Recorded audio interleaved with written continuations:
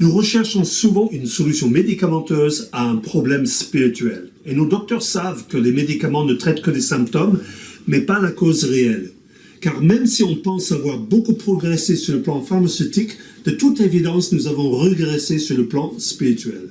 On prend ces médicaments et on continue dans le comportement qui nous rend malades. La folie, c'est de faire toujours la même chose et de s'attendre à un résultat différent. Albert Einstein. Ne faisons pas une erreur de diagnostic spirituel. Quand un docteur nous dit que nous sommes atteints d'un cancer, c'est une bonne stratégie de demander un deuxième avis d'un spécialiste. Vous avez déjà tout essayé. Demandons l'avis de Dieu, le bon docteur. Il s'est donné la peine de trouver le vaccin qui nous sauve et s'est occupé de sa mise en œuvre mondiale. Il n'y avait personne d'autre que Jésus qui était capable de le faire. Seulement, puisqu'il respecte notre libre arbitre, il ne peut forcer personne de se faire vacciner contre ce virus mortel qui s'appelle le péché. D'ailleurs, en face de cette théorie du complot qui nous dit de ne pas se faire vacciner, Dieu l'oppose avec une vérité simple. C'est gratuit, donc les grandes boîtes de pharmacie ni le gouvernement ne peuvent en profiter. Il suffit de le prendre sans payer ni se déplacer. Il n'y a pas d'effet secondaire et c'est totalement efficace jusque dans l'éternité. Voici l'agneau de Dieu qui ôte le péché du monde. Évangile de Jean, chapitre 1, verset 29. Il se peut que cela nous dérange d'appeler ce virus par son nom, mais au moins ça a le mérite d'être clair. C'est mieux que de lui donner un nom de code comme H1N1 qui a atteint 7 milliards. Si vous chassez le spirituel, le naturel revient au galop. Car il peut y avoir erreur en examinant seulement les symptômes. Seules les analyses plus poussées permettent de localiser le problème. Et généralement, la solution est d'expulser les cellules cancéreuses par une opération ou par la chimiothérapie. Mais notre médecin de famille traite généralement les symptômes avec une solution médicamenteuse et non les causes de notre problème. Ainsi, 21,4% des Français auront consommé les antidépresseurs cette année, d'après les magazines Psychologie. 3 fois plus que nos voisins européens. Souvent prescrits par le médecin généraliste, les antidépresseurs agissent vite et sont remboursés par la sécurité sociale, moins laborieux qu'une thérapie et moins coûteux que les séances de coaching ou de yoga. Mais dans bien des cas, la solution est spirituelle et pas médicamenteuse. Et même si c'est exact qu'il faut expulser le cancer hors de notre corps, on peut rarement le faire sans dommage collatéral. Et si on s'y prend trop tard, par déni de réalité, le cancer finit par être métastasé. Et on ne peut qu'apporter des soins palliatifs pour atténuer la douleur. Mais j'ai une bonne nouvelle et une mauvaise nouvelle. Notre Créateur et médecin céleste connaît le mal dont nous souffrons. Dans la Bible, ce n'est pas le mot cancer ou dépression qui est utilisé, mais Dieu l'appelle le péché. Et ce virus a atteint tout le monde. C'est déjà métastasé dans nos vies et on fait tout pour repousser l'issue fatale, la mort. Le salaire du péché, c'est la mort.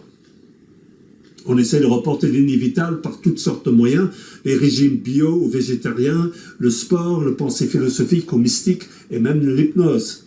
Mais rien n'y fait. La mauvaise nouvelle, on est atteint. Ne disons-nous pas en France, il a avancé la mort dans l'âme? Depuis le fœtus dans le ventre de la mère, la mort est dans l'âme, dès le premier souffle de la vie, et nous résistons depuis notre naissance. Nous préférons une solution d'automédication, concocter ou inventer sa propre religion qui traite des symptômes plutôt que des causes. Suivre cette prescription nous prive de la présence de Dieu et nous expose à toutes les conséquences de notre indécision de suivre la voie de Dieu. La bonne nouvelle est que Dieu veut sauver les plus détestables de ses créatures d'elles-mêmes. Seigneur, c'est par tes bontés qu'on jouit de la vie. C'est par elles que je respire encore. Tu me rétablis, tu me rends la vie. Tu as pris plaisir à retirer mon âme de la fosse de néant, littéralement la corruption, car tu as jeté derrière toi tous mes péchés. C'est le prophète Ésaïe qui a écrit cela. L'histoire de la croix, c'est Dieu qui prend sur lui-même le châtiment mérité par les pécheurs. C'est donc Dieu qui pardonne aux coupables leur volonté de vivre leur vie sans égard pour les lois de Dieu. Et Dieu les adopte comme ses enfants avec tout leur bagage du passé, pour qu'ils puissent découvrir combien est grand son amour pour ceux qui ne le méritent absolument pas. Son comportement d'amour envers le pécheur fait sa renommée et bientôt sa légende. C'est par la grâce que vous êtes sauvés, par le moyen de la foi. C'est une grâce que Dieu nous sauve. Mais est-ce que nous voulons être sauvés? Il y a des choses, des raisonnements et des comportements qui nous font mourir à petit feu et qui demandent une guérison. Comment suivre la cure spirituelle de Dieu? Pour nous, c'est gratuit. Mais pour Dieu, cela a coûté la vie de son Fils unique. Donc même si ce remède est disponible pour tout le monde, personne ne pourrait payer ni rembourser le prix. Aussi Dieu demande qu'on suive très précisément la cure spirituelle qu'il a mise en place. La seule solution est par le moyen de la foi. Ce n'est pas un acte religieux ou illumination mystique ou une analyse théorique savante. C'est la foi qui sauve. Et c'est par la grâce que vous êtes sauvés, par le moyen de la foi. Et cela ne vient pas de vous, c'est le don de Dieu. Et ce n'est point par les œuvres, afin que personne ne se glorifie. Cette foi qui sauve vient de la lecture de la parole de Dieu. Car en plus, on est atteint par la surdité. Ce n'est pas une question de voir, parce qu'on n'a pas besoin de foi pour cela, mais d'entendre ce que l'Esprit de Dieu veut nous dire. Ainsi, la foi vient de ce qu'on entend, et ce qu'on entend vient de la parole de Dieu. Romains chapitre 10, verset 17, qui nous fait comprendre combien nous étions à côté de la plaque sur le plan spirituel, qu'on demande pardon pour ses péchés, et où on s'engage de suivre Jésus et de lui obéir, guidé par sa parole, la Bible. Demandez-lui de se révéler à vous d'une manière telle que vous saurez que c'était Dieu.